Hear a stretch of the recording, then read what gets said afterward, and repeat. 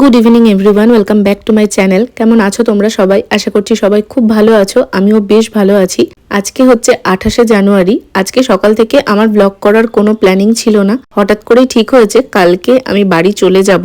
আগের দিনের ব্লগেই তোমাদের তো বললাম রিন্টু 27 তারিখ ফিরেছে, আর ফেরার পর থেকেও বারবার বলছে চলে যাওয়ার জন্য। তো সেই জন্য ভাবলাম আর দেরি না করে কালকেই চলে যাই।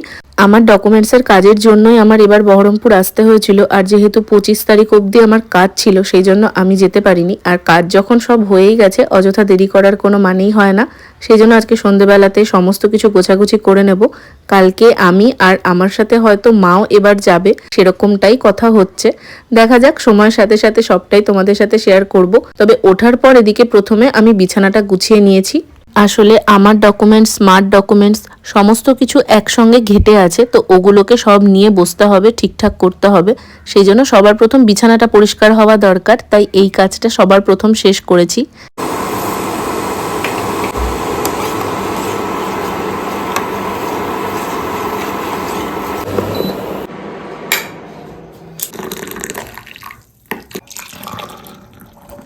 চা খাওয়ার নেশা আমার একদমই ছিল না, তবে এবার বহরমপুর আসার পর সকাল সন্ধ্যে শীতের আমেজের জন্য চা খেতে খেতে একটা বাজে অভ্যেস দাঁড়িয়ে গেছে। তাই মাকে বললাম একটু চা করো, তারপরেই কোনো কাজ শুরু করা যাবে। সেই মতন মা এখানে চা করে নিয়ে চলে এসেছে।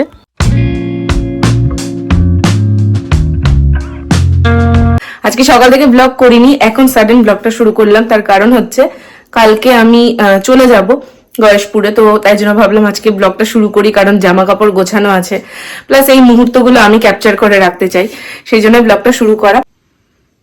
মার হাতে ব্যথা করছে, এই কদিন ধরে আমারও হাতে ব্যথা করছে, মারও হাতে ব্যথা করছে। সেদিন দেখলে না, আমি মাকে বলছিলাম হাতে ব্যথা করছে, আজকে দেখছি মার হাতে ব্যথা করছে। খুব ব্যথা হচ্ছে। কেন তোমার? জানি না, খুব ব্যথা হচ্ছে। কি মুশকিল। আর মা যাবে এবার আমাদের সঙ্গে, মানে আমার সাথে। কালকে আমি একা যাব না, আমার সাথে হয়তো মাও যাবে, মানে এখন অবধি সেটাই ঠিক। মাকে আমি বললাম যে যাওয়ার কথা।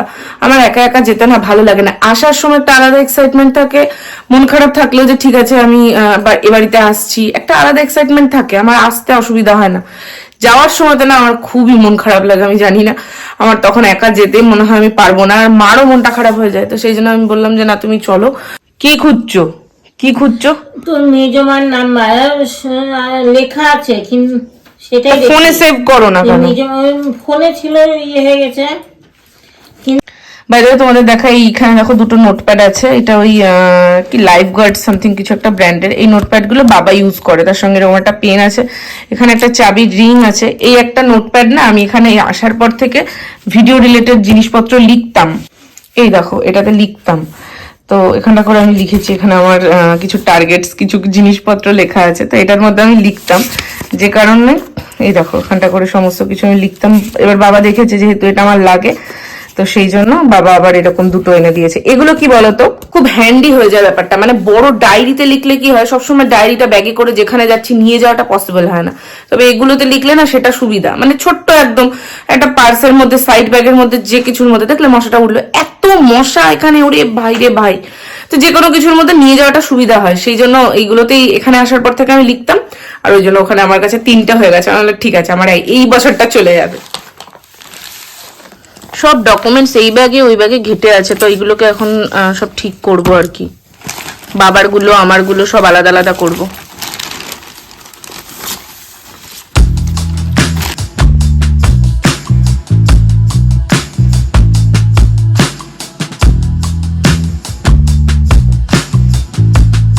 আধার কার্ডে আমার ছবির অবস্থা দেখো, দেখে আমার নিজের হাসি পাচ্ছে রীতিমতো। খাটটার অবস্থা হয়েছে দেখো, শুধু ডকুমেন্টস আর ডকুমেন্টস।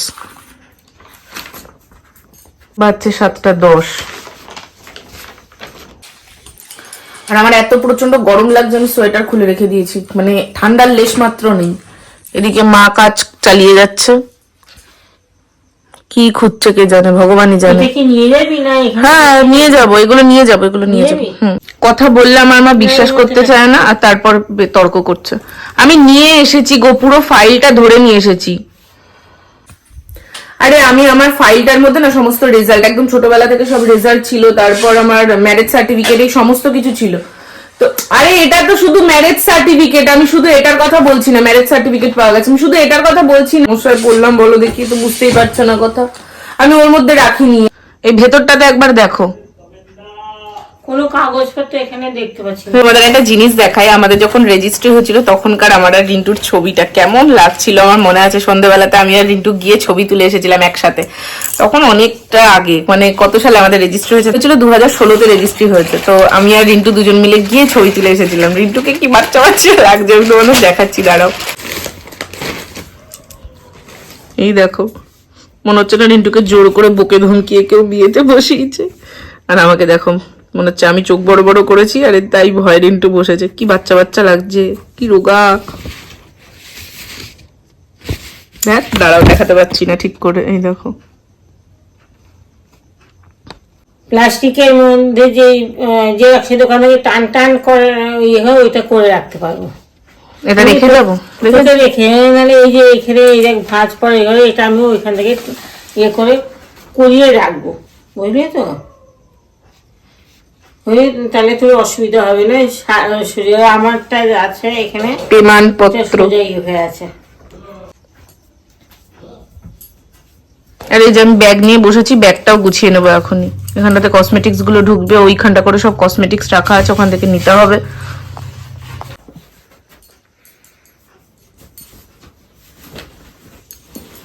এই ব্যাগটাই মা কিনেছিল, তোমাদেরকে বলা হয়নি, ব্যাগটা একটু এ করো। এই ব্যাগটাই কেনা হয়েছিল। আমি একবার বলেছিলাম যে মা একটা ব্যাগ কিনেছে অনলাইন থেকে, তো এই ব্যাগটা আমি অনলাইন থেকে অর্ডার করে দিয়েছিলাম, ফ্লিপকার্ট থেকে। বেশ ভালো, আমি না এতটা বড় হবে আশা করিনি, তো কিন্তু বেশ বড় এসেছে ব্যাগটা। মানে কতটা বড় তোমরা বুঝতে পারছো কিনা জানি না, দেখো এতটা বড়, বেশ অনেকটা জায়গার, অনেকটা অফারে পেয়েছিলাম তখন এটা।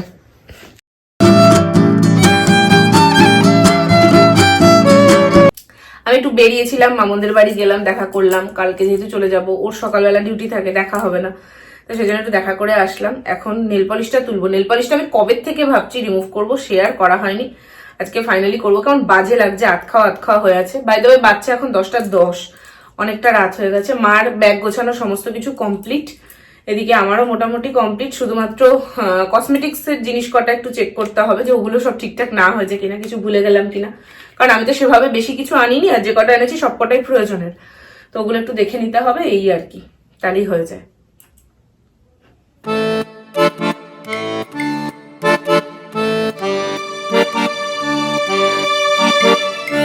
গুড মর্নিং, আজকে হচ্ছে নেক্সট ডে। কালকে সন্ধ্যাবেলাতে মামনদের বাড়িতে গেছিলাম, একটু তোমাদের দেখালাম না, চিকেন বল খাচ্ছিলাম। ওটা আসলে মন্টি বানিয়েছিল, মন্টি হচ্ছে মামনের বোন, ওকে তোমাদের সঙ্গে দেখানো হয়নি। তো যাই হোক, ওখান থেকে আসার পর আমি ওই নেল পলিশটা রিমুভ করেছি, নেল পলিশ আর পরিও নি, আর তারপরে ব্লগটার কন্টিনিউ করা হয়নি। আমি লাঞ্চ বলছি, ডিনার করে ঘুমিয়ে পড়েছিলাম, ফোনে একটু ভিডিও দেখছিলাম এসব। এবার আজকে সকালবেলাতে আমি ওই ভিডিওটাই যেহেতু এডিট করছিলাম, তার সাথে আরেকটা ব্লগ রেডি করে রাখলাম, যেটা আমি তোমাদেরকে কালকে দেবো। তো সেই রেডি করতে গিয়ে দেখছি ওই ব্লগটা আমার কালকে আর এন্ড করা হয়নি, তাই ভাবলাম আবার সকাল থেকে স্টার্ট করি। এখন ব্রেকফাস্টে খাবো হচ্ছে সামুয়ের পায়েস, মা এখানে সামুয়ের পায়েস করে নিয়ে এসেছে, আই থিঙ্ক দেখতে পাচ্ছ, আমি তোমাদের দেখাচ্ছি পরে। অ্যাকচুয়ালি আসার দিন তোমাদের আমি বলেছিলাম, হয়তো বা পরে বলেছিলাম, যে রিন্টু বলেছিল মাকে সামুয়ের পায়েস করে দিতে আর চিকেন করে নিয়ে যেতে।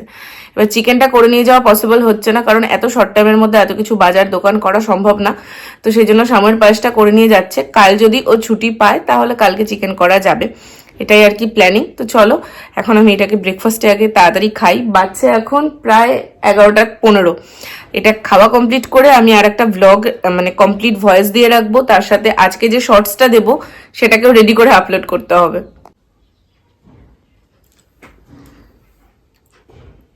আমার মনে হচ্ছে আর একটু মিষ্টি লাগতো, অতিরিক্ত মিষ্টি ভালো লাগে না, বাবা বলো মিষ্টি বেশি হয়ে গেছে,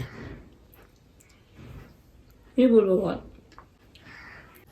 বাবা বলেছে মিষ্টি বেশি, মার লাগছে মিষ্টি কম। চলো এবার আমি টেস্ট করে দেখি কোনটা, যেটা হবে সেটাই ফাইনাল। একদম পারফেক্ট, না বেশি না কম। এর থেকে বেশি হলে ভালো লাগবে না, আর এর থেকে কম দিলেও ভালো লাগবে না।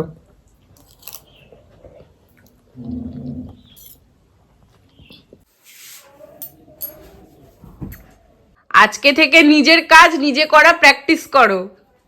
না, এই মাঝে দুদিন করে দেখো পড়ে যাবে। কোথায় ঘুরতে গেলি তখন কোথায় তখন পয়সা সমস্ত কিছু কমপ্লিট, এই ওপরের গুলো পড়ে যাওয়া হবে, তাই এই ব্যাগটা আমাকে একবার চেক করতে হবে। এরপরে মা এদিকে সমস্ত তখন আর এই কম্বলের ব্যবহার হবে না, তখন শীত চলে যাবে। ফেব্রুয়ারি 15-16 তারিখে কম্বল গায়ে দেওয়ার মতন না। থাকবে না, অতটা থাকবে না। এদিকে মা সব জিনিসপত্র বার করেছে। বাচ্চা দেখো, বেলা 12টা বাজতে যায়, আমার এখনো এই বিছানার সিচুয়েশন। এই যে সমস্ত কিছু খাটে অগোছালো হয়ে আছে। বিছানা ব্যাগ সবকিছুই মোটামুটি গোছানো কমপ্লিট। এদিকে মা পায়েসটা করে টিফিন কৌটোয় ঢেলে রেখেছিল যাতে একটু ঠান্ডা হয়, তারপর এটা প্যাক করবে। তো এখন মোটামুটি ঠান্ডা হয়ে গেছে, তো এটাকে এখন ভালোভাবে প্যাক করে নিতে হবে যাতে কোনোভাবেই ঝাঁকুনিতে পড়ে না যায়। আমি বলেছিলাম একটা ক্যারি প্যাকেটের মধ্যে ভালো করে নিয়ে নিতে, তবে মা দেখলাম এখানে অন্য একটা ব্যাগের মধ্যে এটাকে নিয়ে তারপর মুখটা ভালো করে বেঁধে দেবে বলল। এটাই সব থেকে ভালো হবে, কারণ যদি একদম টিফিন কৌটোর শেপেই আর কি ব্যাগটাকে টাইট করে বেঁধে দেওয়া হয় তাহলে পড়ে যাওয়ার চান্সেস খুবই কম। বাচ্চা এখন 1:10, এখন চটপট করে আমি আগে স্নানে যাব, তারপর এসে লাঞ্চ করব, রেডিও হতে হবে। আজকের ব্লগটা আমি তাহলে এখানে এন্ড করছি, কারণ এরপর থেকে আমি আর একটা নতুন ব্লগ স্টার্ট করব। তো কেমন লাগলো ব্লগটা অবশ্যই একটা কমেন্টে জানিও। যদি চ্যানেলে প্রথমবার হয়ে থাকো সাবস্ক্রাইব করে পাশে দেখো। দেখা হবে খুব শিগগিরই নতুন ভিডিওতে। টাটা।